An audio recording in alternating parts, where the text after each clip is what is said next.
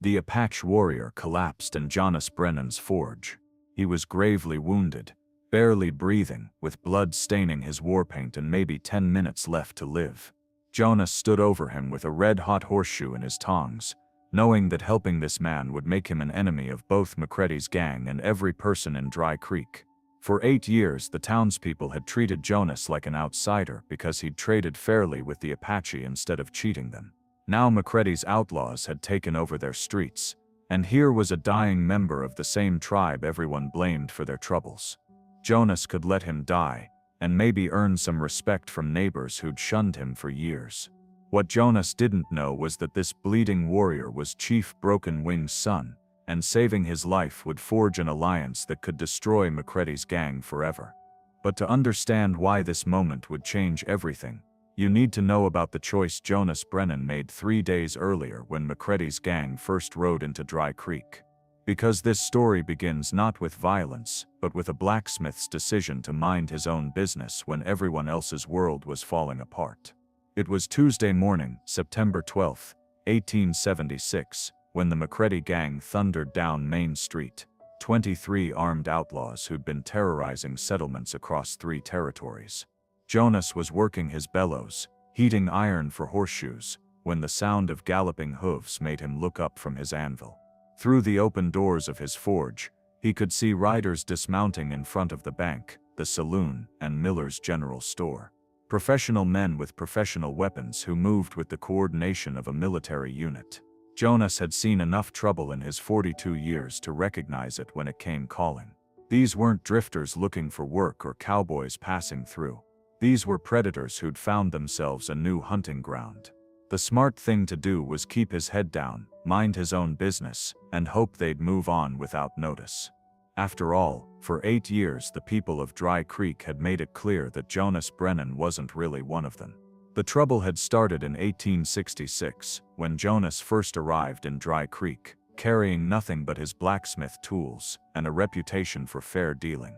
The town needed a forge, and Jonas needed a place to settle down after years of drifting.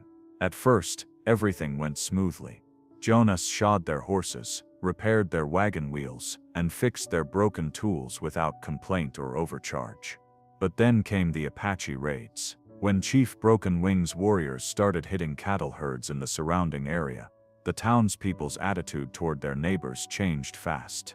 Fear bred suspicion, and suspicion bred hate.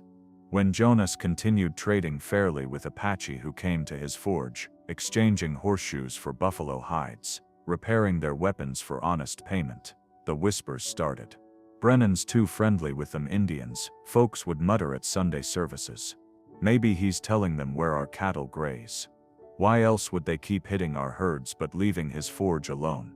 The speculation grew into accusation, and accusation into certainty. Jonas found himself uninvited to town meetings, unwelcome at church socials, treated like a pariah in the community he'd tried to serve.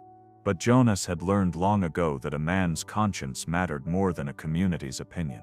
He'd fought in the war, seen what hate could do when it went unchecked.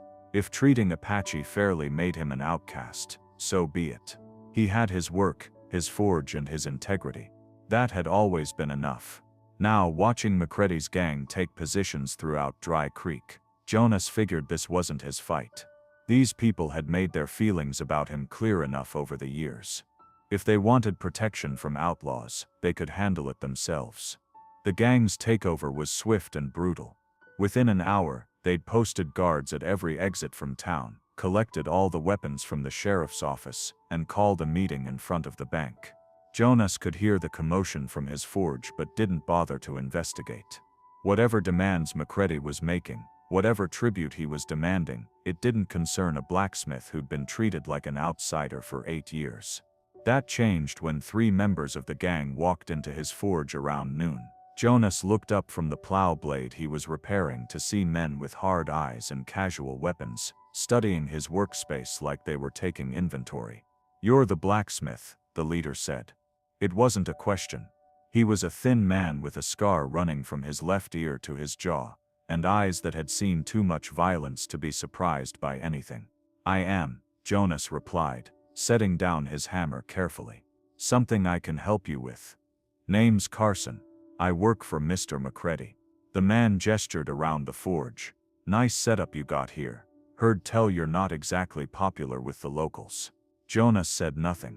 There was nothing to say that wouldn't make things worse. Here's how it's going to work, Carson continued. This town belongs to Mr. McCready now. Every business pays 50% of their earnings to us. In exchange, we provide protection from Apache raids, outlaws, and other unpleasant situations. And if I refuse? Jonas asked. Carson smiled, but it didn't reach his eyes. Then your forge has an unfortunate accident. Maybe a fire. Maybe it just gets torn apart piece by piece. Up to you. Jonas looked around his workspace. 8 years of building, of accumulating tools, and establishing a livelihood. Everything he owned in the world was in this building. But he'd rebuilt before, and he could rebuild again if necessary. I'll think about it, he said finally. You do that. Carson turned to leave, then paused. Oh, and Brennan, I hear you've been friendly with the Apache over the years. Mr. McCready appreciates men who understand that business is business, regardless of who the customer is. Might be we can use someone with your diplomatic experience. After they left, Jonas stood alone in his forge, feeling the weight of impossible choices.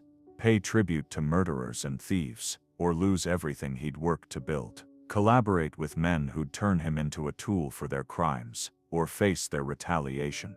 There were no good options, only degrees of compromise with evil.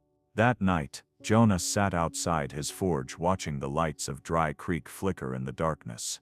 For 8 years he'd been an outsider in this community. Now with McCready's gang in control, being an outsider might be the only thing that kept him free to act when action became necessary. What Jonas didn't know was that 3 miles away, in a hidden canyon that most white men had never seen, Chief Broken Wing was holding a war council with his most trusted warriors. The chief's son, Running Bear, had been scouting McCready's positions all day, gathering information for a raid that would drive the outlaws from Apache territory. But Running Bear had made a critical error. He'd gotten too close to the gang's sentries, and now he was running through the darkness with 3 of McCready's best trackers on his trail. He was wounded, losing blood fast, and his horse was faltering. In desperation, he turned toward the one place in Dry Creek where he might find sanctuary, the forge of the white man who'd always dealt fairly with his people. As Jonas banked his fire for the night, he heard the sound of an exhausted horse stumbling into his yard.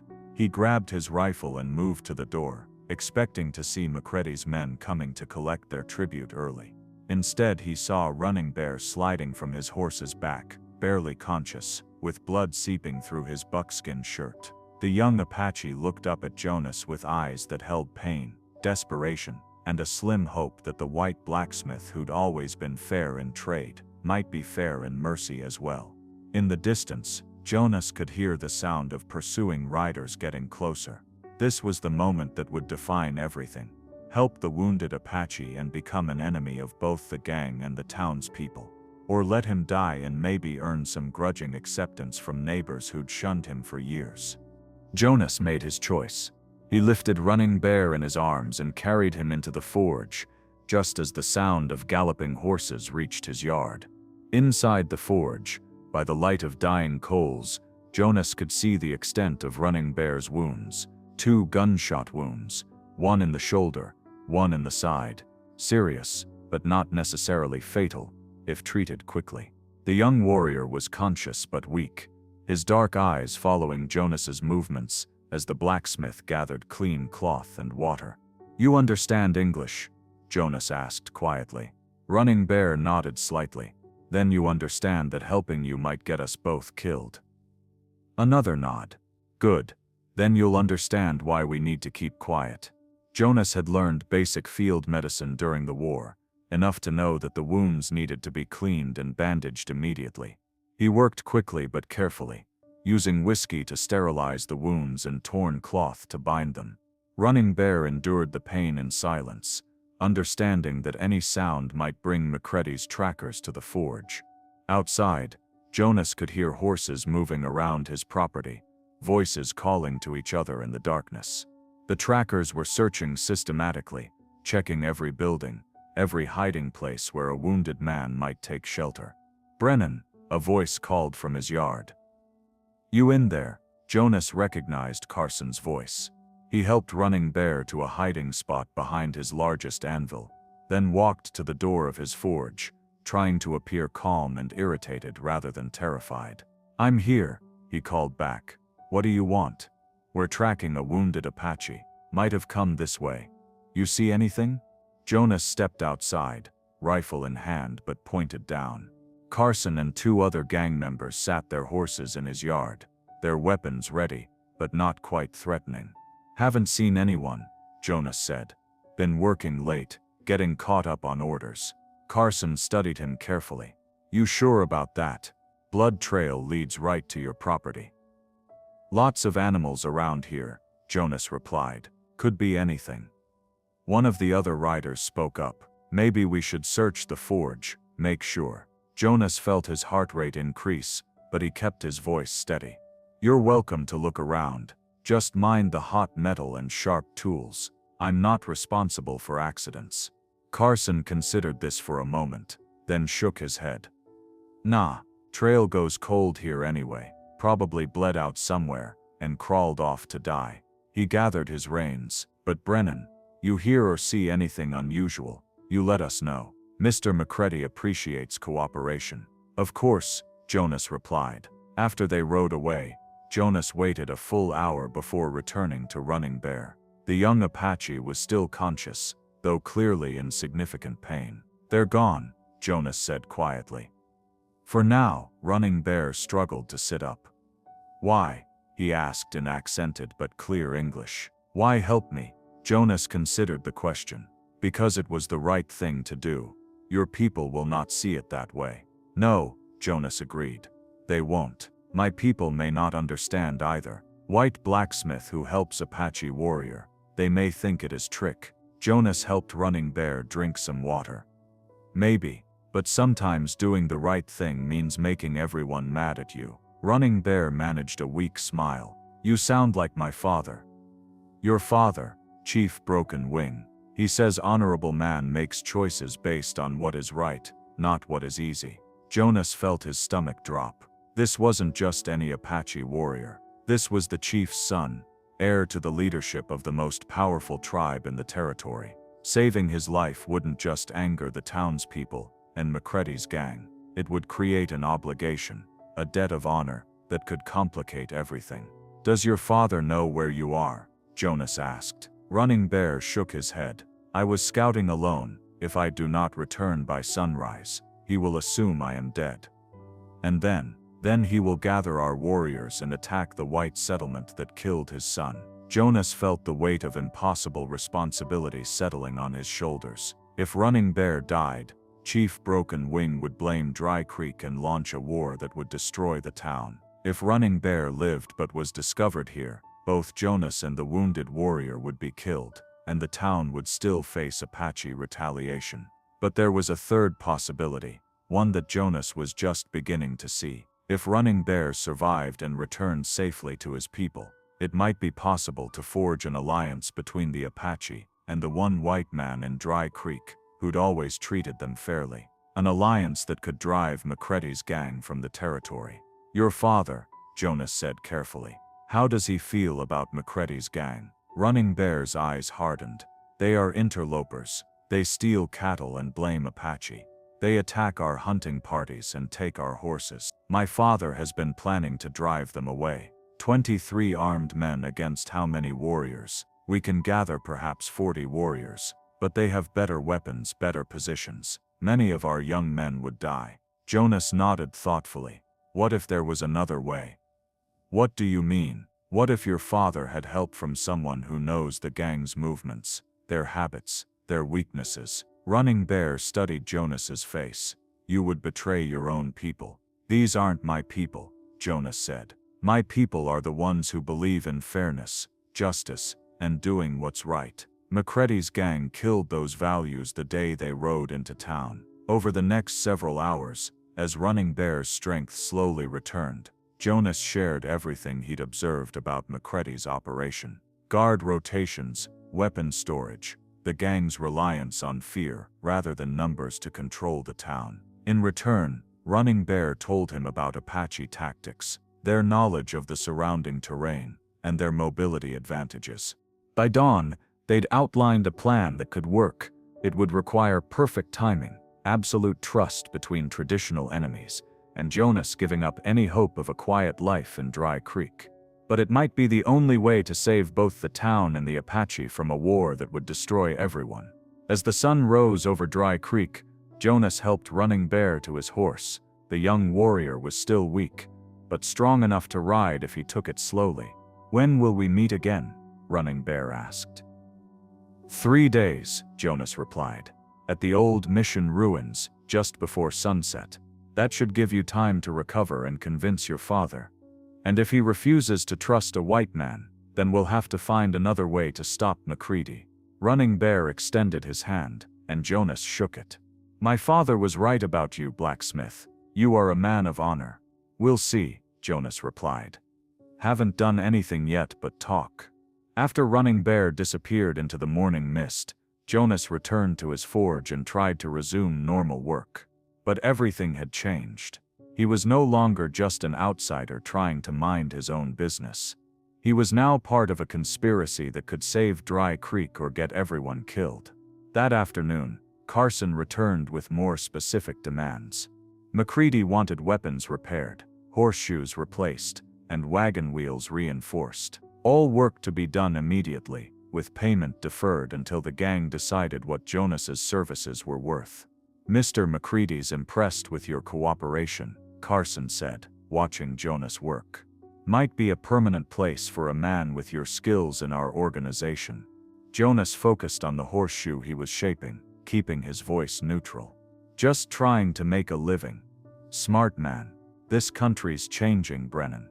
Used to be every settlement for itself, everyone fighting everyone else over scraps. But Mr. McCready sees the bigger picture. One organization controlling trade, settling disputes, keeping the peace. More profitable for everyone." "What about the Apache?" Jonas asked casually. Carson spat into the dirt. "What about them? Bunch of savages who don't understand the value of civilization. They'll either learn to cooperate, or they'll be eliminated. Same choice we're giving everyone else." That evening, Jonas made his way through Dry Creek streets, ostensibly checking on damaged equipment that needed repair. What he was really doing was observing McCready's security arrangements and looking for potential allies among the townspeople. What he found was discouraging. Most of the shopkeepers and farmers were completely cowed by the gang's show of force. They whispered complaints to each other but showed no sign of organized resistance. Sheriff Hawkins had disappeared entirely, probably fled the territory the night before McCready arrived. Even Reverend Mitchell was counseling his congregation to render unto Caesar and avoid provocation. The only person who seemed angry rather than afraid was Emma Calloway, the widow who ran the town's boarding house. Jonas had always respected Emma. She'd been one of the few people in Dry Creek who'd treated him with consistent courtesy over the years. "Jonas," she called as he passed her establishment. "Moment of your time." Emma led him into her kitchen, away from her boarders and any potential eavesdroppers. She was a woman in her 50s, with steel gray hair, and eyes that had seen enough hardship to develop their own brand of toughness. "These McCready men," she said, without preamble. "How long you think they're planning to stay?" "Long as the money keeps coming in," Jonas replied. "That's what I was afraid of." Emma poured 2 cups of coffee and handed one to Jonas. "My late husband fought in the war. Taught me a few things about dealing with bullies. Such as, sometimes you can't reason with them, can't negotiate with them, can't wait for them to get bored and leave. Sometimes you have to make them leave." Jonas studied her face carefully. "That's dangerous talk, Emma. So is letting armed thugs run your town." She sipped her coffee. "Question is, what are we going to do about it?" Jonas felt a spark of hope. Maybe he wouldn't be fighting this battle alone after all. "What did you have in mind?" "Still working on that. But I've been thinking about our Apache problem." "What about it?" "Maybe it's not a problem. Maybe it's a solution." Jonas kept his expression neutral, but his pulse quickened. How so? Think about it. McCready's gang has maybe 25 men. Apache can field 40 or 50 warriors. They hate each other, but they both want the same thing: control of this territory. What if someone found a way to turn that mutual hate into mutual destruction? You're talking about starting a war. I'm talking about ending one before it really gets started. Emma set down her coffee cup. Jonas, you've always been fair in your dealings with the Apache. If someone was going to approach them about an alliance against McCready, it would have to be you. Jonas felt the irony of the situation. Emma was suggesting the exact same plan he'd already put in motion, not knowing that Running Bear was probably meeting with Chief Broken Wing at that very moment. But he couldn't reveal his hand yet, not until he knew for certain that the Apache would agree to help. That's assuming they'd trust any white man enough to make a deal, Jonas said carefully. Only one way to find out. That night Jonas lay awake thinking about the risks involved in his alliance with Running Bear. If the plan worked, McCready's gang would be driven from Dry Creek, and the town would be safe. But success would also mean revealing his cooperation with the Apache, making him a permanent outcast from the community he'd tried to serve. On the other hand, if the plan failed, both he and Running Bear would likely be killed, and the resulting war between the gang and the Apache would destroy everyone anyway. 2 days later, Jonas made his way to the old mission ruins for his meeting with Running Bear. The crumbling adobe walls had been abandoned for decades, making it the perfect place for a clandestine meeting. As the sun began to set, Jonas saw movement in the shadows. Running Bear emerged from behind a collapsed wall, moving with much more strength than he'd shown 3 days earlier. But he wasn't alone. An older Apache warrior followed him, a man with silver threading through his black hair and scars that spoke of many battles. "My father," Running Bear said simply. "Chief Broken Wing." Jonas found himself face to face with one of the most feared war leaders in the territory. Chief Broken Wing studied Jonas with dark eyes that seemed to see everything, judge everything, and miss nothing. Finally, the chief spoke in accented but clear English. "My son tells me you saved his life. Any decent man would have done the same. No, any decent man would have been afraid to do the same." Chief Broken Wing stepped closer. "My son also tells me you have planned to drive out the outlaws who steal our horses and blame Apache for their crimes. I have ideas. Whether they work depends on whether our peoples can trust each other long enough to try them." Chief Broken Wing was quiet for a long moment. "For 8 summers you have traded fairly with my people. When others cheated us, you gave honest weight. When others raised prices because we are Apache, you charged same as any white man. When your own people shunned you for this fairness, you did not change. It was just business. No, it was honor, and honor is something that can be trusted." The chief extended his hand. "What do you need from us?" What followed was an hour of detailed planning. Chief Broken Wing proved to be a shrewd military tactician, quickly grasping the advantages of coordinated action between Apache mobility and Jonas's inside knowledge of the gang's operations. The plan they developed was elegant in its simplicity. The Apache would create a diversion on the far side of town, drawing most of McCready's men into pursuit. While the gang was scattered and vulnerable, Jonas would signal the remaining Apache warriors hidden around Dry Creek's perimeter. They would strike the gang's strongholds simultaneously, freeing the townspeople and capturing or killing McCready's lieutenants. "What about witnesses?" Chief Broken Wing asked. "Your people will see Apache fighting in their streets. They will know you helped us." "Let them know," Jonas replied. "Maybe it's time this town learned that doing the right thing matters more than doing the popular thing. And if they turn against you for helping us." Jonas thought about Emma Calloway's words, about the possibility that some of his neighbors might understand the necessity of their alliance. "Then I'll know where I really stand with them." 3 days later, just before dawn, Jonas was awakened by the sound of distant gunfire. Chief Broken Wing's diversionary attack had begun right on schedule.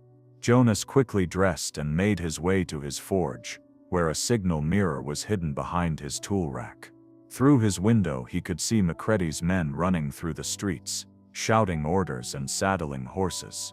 Carson burst into the forge without ceremony, his face tight with anger.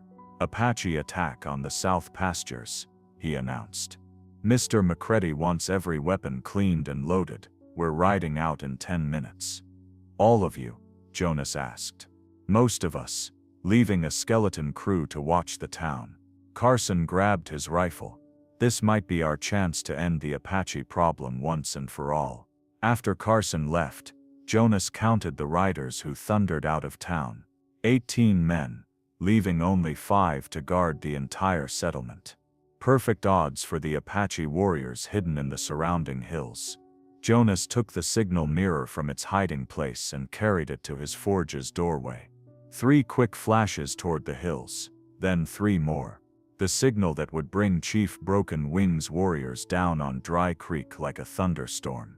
What happened next moved with the speed and precision of a military operation.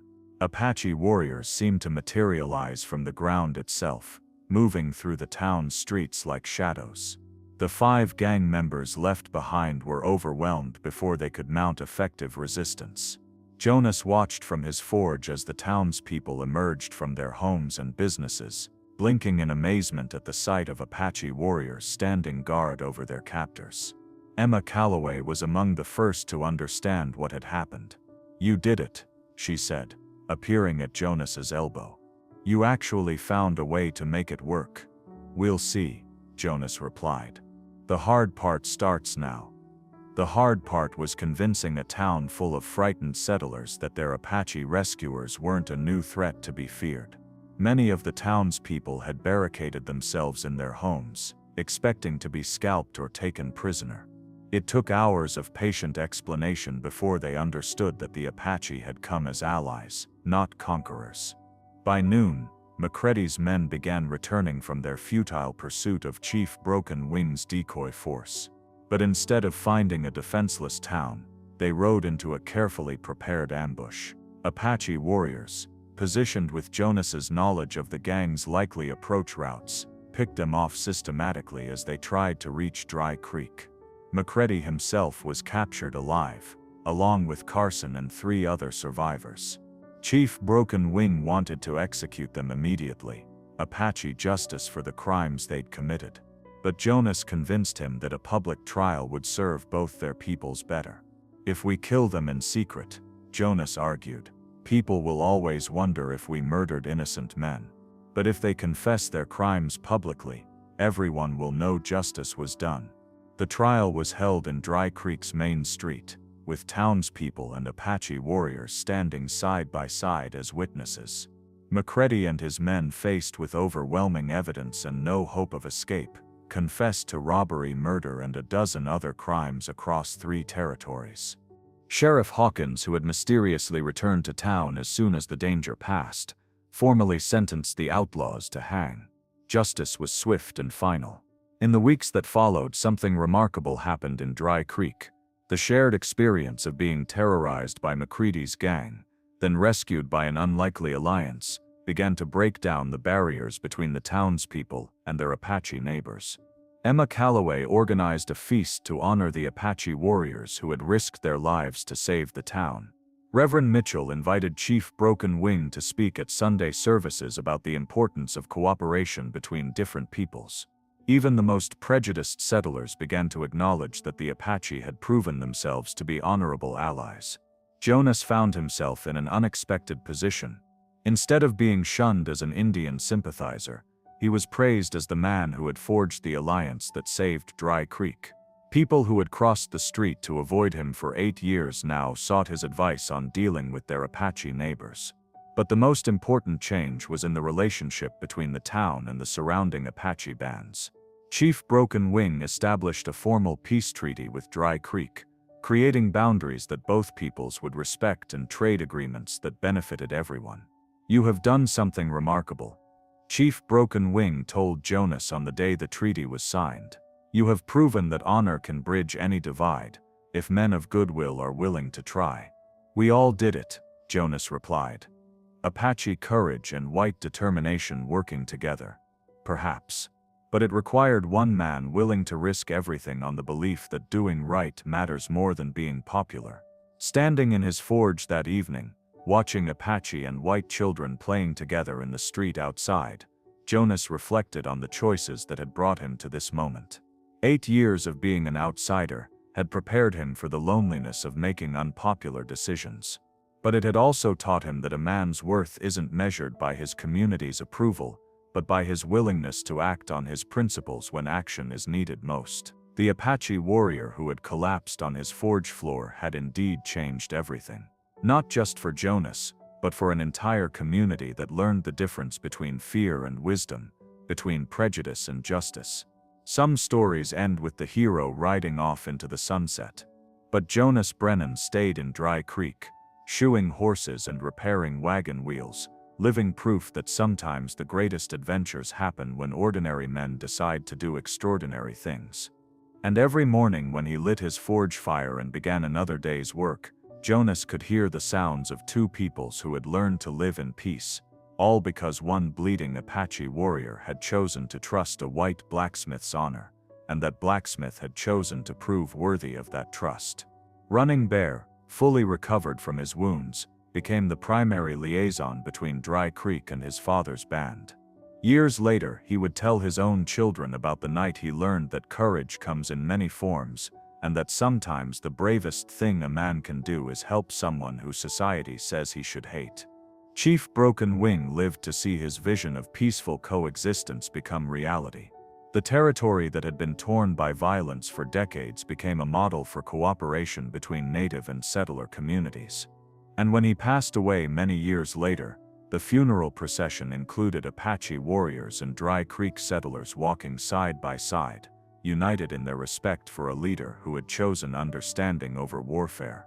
Emma Calloway continued running her boarding house, but she also became Dry Creek's unofficial diplomat, helping to resolve disputes between Apache and settler families. Her kitchen became neutral ground where both peoples could meet and talk through their differences over coffee and Emma's famous apple pie. But perhaps the most important legacy of that night in Jonas's forge was the lesson it taught about the power of individual choice. In a time when prejudice and fear seemed to rule the frontier, one man's decision to do what was right rather than what was expected changed the course of history for an entire community. And in the end, that's what heroes really are. Not men with special powers or supernatural abilities, but ordinary people who choose to act with courage and compassion when the moment demands it. Jonas Brennan was a blacksmith who became a bridge between two worlds, proving that sometimes the greatest strength comes not from the iron you forge, but from the principles you're willing to defend.